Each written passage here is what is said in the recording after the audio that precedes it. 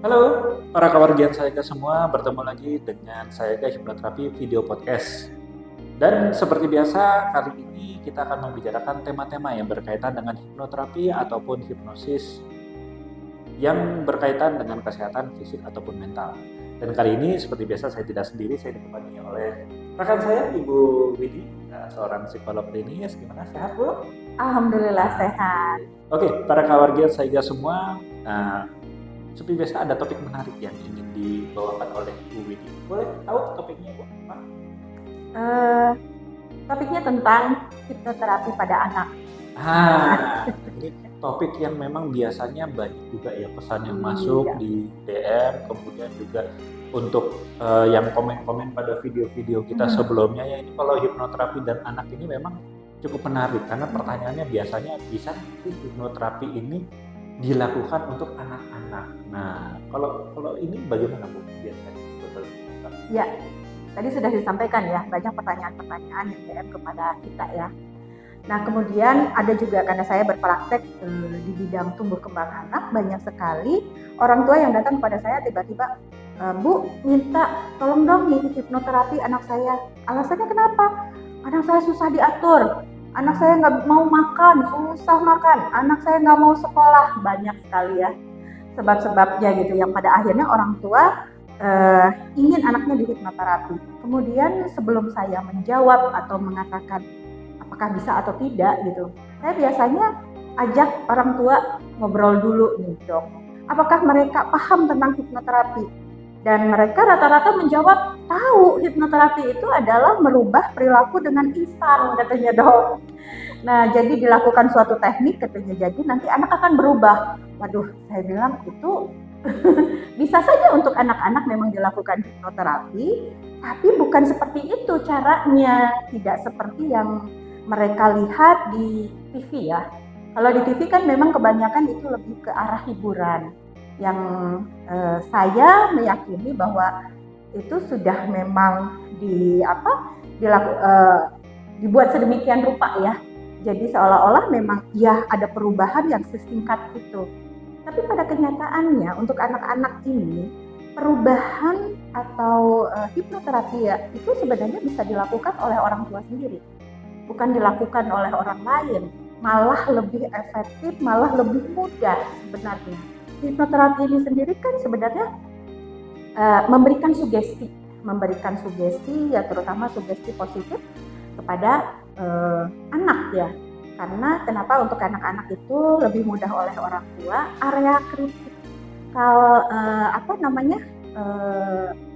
otak gitu ya, itu kan terbentuk usia 12 tahun, sedangkan anak di bawah usia 12 tahun itu kan lebih ke arah kalau misalnya diberikan sugesti positif, mereka akan langsung nerima kok asal dilakukan secara berulang-ulang. Jadi nggak cuma satu hari nak gitu ya, kamu hari ini harus mau makan ya gitu kan, ini makanan ini enak gitu, ya sudah besoknya lagi malah dipaksa-paksa, kan tidak seperti itu juga cara kerjanya sebenarnya begitu dok. Nah ini menarik ya, bahwa pada dasarnya pada akhirnya tadi ya Bu Widi sampaikan, hipnoterapi ini bukan sesuatu hal yang katakanlah gaib, mistis atau bahkan tadi ya banyak yang mungkin para kawargian yang masih berpendapat hipnoterapi adalah terapi instan ya, tanpa persiapan, tanpa ada katakanlah pendahuluan, pokoknya datang terapi berubah. Ya, betul. Ini ya tidak bisa dipungkiri memang masih seperti itu. Para kawargian yang menanyakan kepada kami melalui DM ataupun melalui komen, memang masih banyak yang berpikir seperti itu. Dan tadi bahkan Bu Widi sampaikan hipnoterapi bisa dilakukan ternyata paling baik oleh orang tuanya. Betul. Ya. Nah, betul.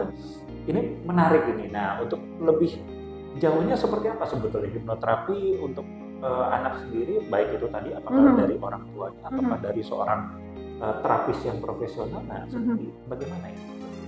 Tadi yang sudah saya sampaikan bahwa area kritis anak itu kan terbentuk di usia 12 tahun. Artinya sebelum 12 tahun anak akan mudah-mudah saja masuk sugesti, atau misalnya sugesti itu lebih ke arah perkataan yang diberikan oleh orang lain yang secara terus-menerus atau berulang-ulang gitu kan. Tapi itu juga harus selaras dengan perilaku juga dong. Jadi kita tidak bisa misal gitu ya, ketika anak gitu kan agar mau makan misalnya, kita berikan sugesti kan ada beberapa. Waktu mungkin pernah saya sampaikan tentang hal ini juga di episode yang sudah, saya lupa episode berapa ya, karena sudah pernah saya sampaikan hal-hal yang paling baik dilakukan hipnoterapi pada anak oleh orang tua itu kapan saja. Di antaranya misal ketika anak dalam kondisi sudah tidur, di sana adalah gelombang otak sudah masuk ke dalam kondisi theta. Di sana orang tua bisa memberikan sugesti misalnya ya kepada anak, kamu hebat gitu kan, kamu pinter, misalnya mulai dari besok kamu sudah berani gitu. Tapi ketika kenyataannya besok ketika anaknya itu ingin melakukan sesuatu, orang tua malah melakukan hal yang sebaliknya yang tadi malam sudah disampaikan kepada anak. Contoh, tadinya kan sudah dibilang kamu hebat, kamu bisa, kamu pinter. Ketika besoknya anaknya melakukan suatu kesalahan, orang tuanya langsung mengatakan, kamu ini gimana sih, kayak gini aja nggak bisa, kayak gini aja. Nah, itu kan berarti kan sudah tadi malam yang dia lakukan, yang orang tua lakukan dengan yang hari ini dilakukan ke orang tua kepada anaknya, itu kontradiktif gitu. Ya akhirnya kan otak alam bawah sadar mereka itu atau si anak itu bingung kan, sebenarnya yang mana yang benar untuk aku gitu. Saya ini memang pinter, saya ini nggak bisa. Nah itu, jadi memang itu tetap harus selaras sebenarnya. Makanya untuk yang dikatakan golden age tuh, sampai 7 tahun ya, itu loh dimana masa perkembangan anak yang memang sangat mudah sekali, dan ketika anak belajar sesuatu lebih mudah, disitulah orang tua bisa melakukan banyak sugesti positif yang harus selaras juga dengan apa yang mereka lakukan kepada anak atau pola asuh yang diberikan orang tua kepada anak. Harus positif juga, harus sesuai juga dengan apa yang diberikan. Nah otomatis itu akan lebih mudah anak untuk menerimanya. Anak kenapa nggak sampai percaya diri, kepercayaan dirinya kurang. Padahal saya sudah suruh-suruh, katanya dia, ayo dong bisa kamu maju ke depan, tampil ke depan. Tapi kalau kesehariannya banyak koreksi dari orang tuanya, itu yang kayak gini aja nggak bisa, atau ini salah, itu banyak koreksi. Ya otomatis anak itu akan merasakan bahwa, oh kalau gitu saya tidak bisa. Walaupun malamnya sudah diberi sugesti, kamu bisa, kamu hebat, ternyata bahwa nah itu. Jadi ada kontradiktif ya dok. Nah pada akhirnya apa yang masuk, yang ngendap di alam bawah sadar? Yang ngendap adalah yang dia rasakan, bukan yang dia dengar. Yang dia rasakan saat itu, oh iya saya nggak bisa, karena saya dibilang gini aja nggak bisa, gini aja nggak mampu, gini aja kok takut. Nah itu dok maksudnya. Betul, jadi ini memang merupakan suatu hal yang banyak dilupakan para kawan. Betul. Bahwa secara alami orang tua merupakan hipnoterapis alami bagi anak, ya, karena sudah memenuhi beberapa syarat untuk dilakukannya suatu hipnoterapi, yaitu dilakukan oleh sosok yang mempunyai otoritas, otomatis ini orang tua. Dan tadi otomatis ingin melakukan sesuatu yang bisa dilakukan secara berulang-ulang, karena kan tidak mungkin katakan saya ataupun Bu Widi gitu ya melakukan repetisi kepada seorang anak yang tidak tinggal bersama kita. Tidak mungkin, kecuali anak itu tinggal bersama kita dari umur 0 sampai 12 tahun, nah bisa saja. Ya, tapi kan berarti ini otomatis harus dilakukan oleh orang yang betul-betul dekat dengan dia, ya, apalagi orang tua. Secara normalnya harus dekat. Iya. Tapi tadi dilakukan repetisi. Kemudian kedua adalah tadi yang paling penting adalah juga harus selaras dengan contoh yang dibutuhkan dari ya dalam bahasa awam menjadi teladan yang baik ya. Kalau anaknya mau katakanlah ya mungkin yang paling sering kita dengar yang mau rajin sholat, mau baca Qurannya bagus, mau katakanlah rajin belajar, rajin menolong dan segala macam, ya dia harus melihat contoh yang bagus tadi. Betul. Kalau dia tidak pernah melihat contoh, ya percuma juga gitu kan, mau direpetisi gimana juga ya. Dia nggak pernah lihat realnya. Dan yang paling penting adalah tadi jangan sampai kita sendiri yang membatalkan tadi ya Iya. sugestinya itu ya. Udah kita langsung, kamu pintar, kamu baik, kamu bagus. Begitu ada masalah, kamu di gimana sih? Gitu aja nggak bisa lah. Tadi akhirnya anak lebih mengambil atau memilih apa yang dia rasakan dibandingkan apa yang mungkin katakan secara logis untuk dilakukan. Nah, berarti ini kan kita menarik ya. Berarti sekarang kita membicarakan bahwa ketika seharusnya orang tua ini bisa menjadi terapis alami, untuk anak. Gimana sekarang kayaknya banyak banget anak yang bermasalah. Iya. Nah, ada hambatan apa? Kok orang tua jadi nggak bisa menjadi katakan tadi ya terapis alami atau penentu bahwa anak ini bisa bagus atau enggak? Dan malah tadi sibuk mencari pertolongan keluar, ya ada yang dikasih ke pesantren, ada yang dikasih ke psikolog, ada yang dikasih ke psikiatri, ada yang dikasih ke dokter anak dan lain-lain, pokoknya sekolahnya dan segala macam, ya pokoknya semua dicari pertolongan. Tapi dari yang ibu sampaikan tadi kan ini cukup menarik bahwa seharusnya orang tua lah yang menjadi penolong utama dalam kehidupan kita. Apa sebetulnya sering menjadi hambatan? Seringkali saya bertemu dengan klien yang memang orang tua datang kepada saya selalu mengeluhkan tentang anak. Padahal anak terbentuk seperti itu lantaran siapa? Tidak mungkin dia ujuk-ujuk bisa sesuatu sendiri. Pasti ada yang mengajarkan, pasti akan ada yang memberikan contoh, gitu kan? Dan siapa? Kembali lagi, orang yang sehari-hari ada bersama dia atau yang bersama anak siapa? Orang tua sebenarnya. Hanya saja kebanyakan orang tua yang lupa mungkin ya dok. Ada beberapa mungkin yang paham tentang parenting, tapi kok susah gitu saya melakukannya. Saya tahu kalau misalnya pola asuh anak itu atau misalnya saya memperlakukan anak harus begini, harus A, B, C, D. Tapi pada kenyataannya ketika dihadapkan pada situasi tertentu, hal tersebut tuh kayaknya lupa gitu, hilang semuanya. Yang didahulukan adalah emosi. Kan kita tahu katanya kalau misalnya anak taruhlah sedang melakukan sesuatu padahal anak itu misalnya keingintahuannya lagi tinggi-tingginya gitu dok. Jadi dia bereksperimen sendiri. Jadi dia belum tahu mana yang bahaya, mana yang tidak gitu. Nah, ketika dia melakukan hal tersebut, orang tuanya langsung gitu ngebentak dia, memarahi dia. Padahal di situ dia sedang belajar sesuatu.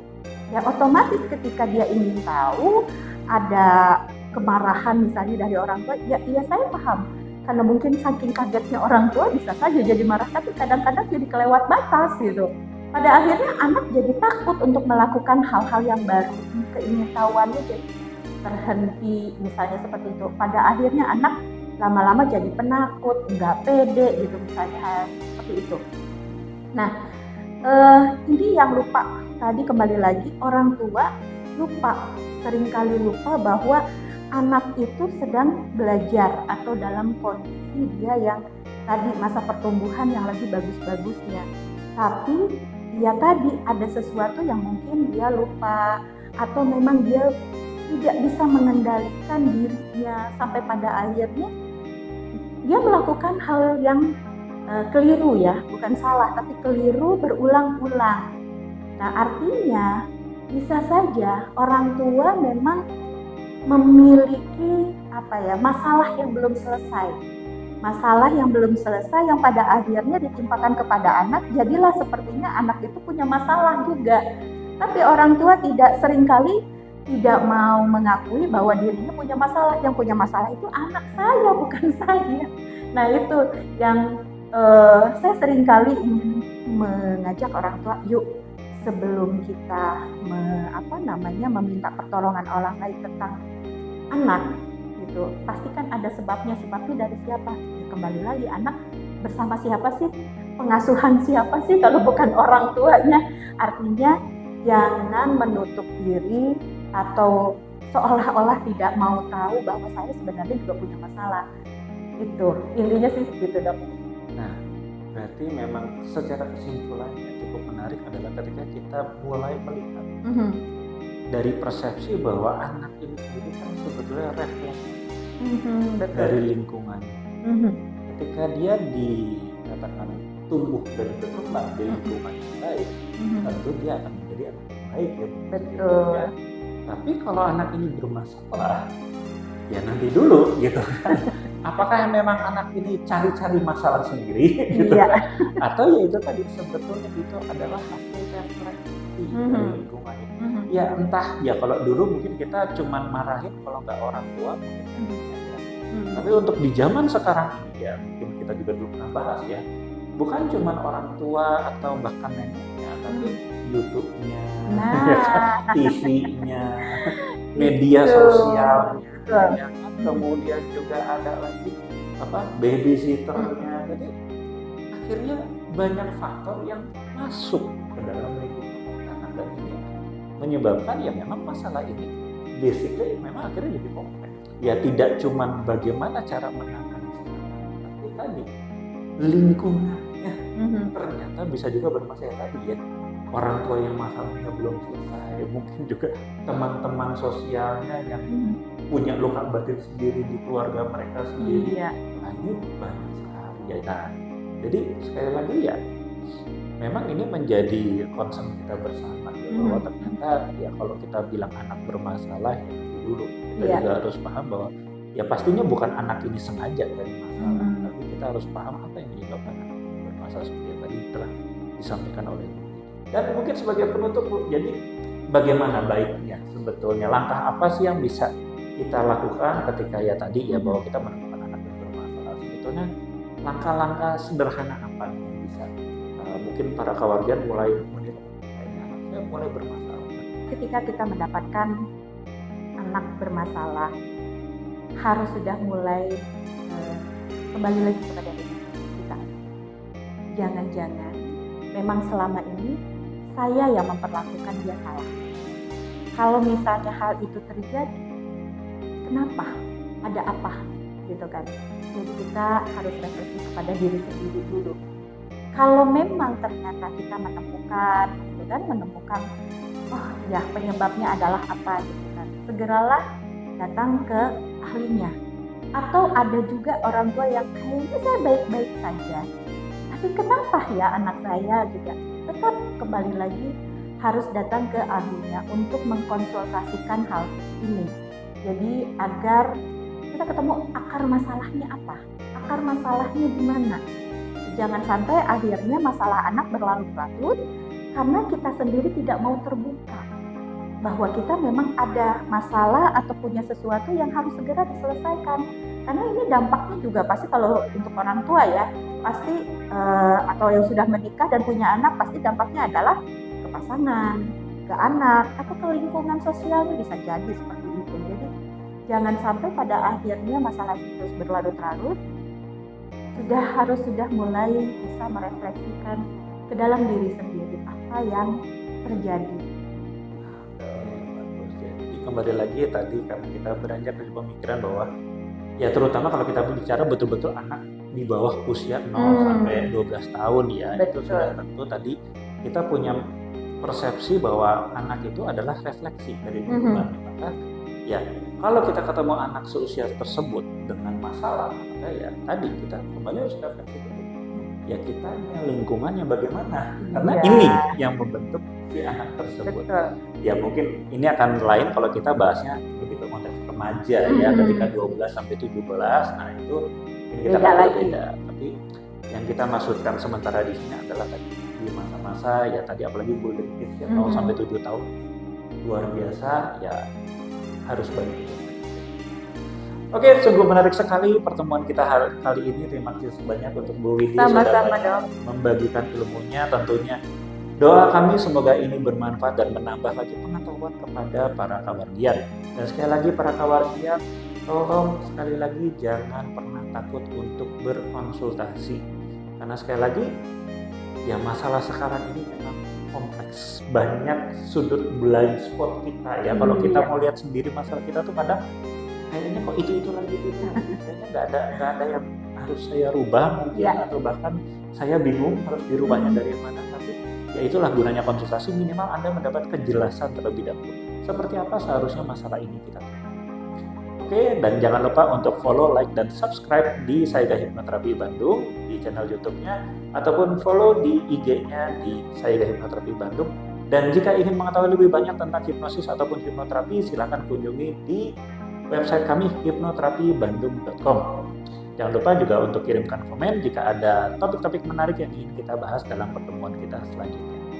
Sekian dari kami, saya dan Bu Widi undur diri. Jika ada kesalahan kata mohon dimaafkan dan semoga perjumpaan kita kali ini juga bermanfaat untuk para kawarga semua. Salam eling waspada lan sayaga, terima kasih.